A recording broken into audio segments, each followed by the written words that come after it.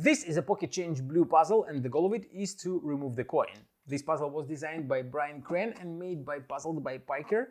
Difficulty level of this puzzle is 7 out of 10 on a Puzzle Masters difficulty scale that runs from 5 to 10.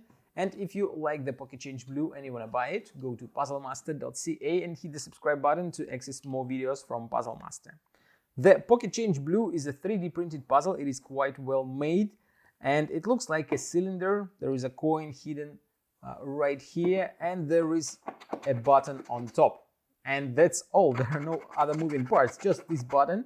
Then you can hit as long as you want, but nothing really happens. And you have to find a way how to remove the coin. So it is quite interesting puzzle. It is not very often when you have a puzzle where there is only one moving part or no moving parts, and you have to find a way how to solve it. So it will be quite a fun puzzle with an interesting trick hidden inside. Since you don't see anything outside, everything is hidden inside, and you have to listen the puzzle and try to figure out what you have to do in order to remove the coin.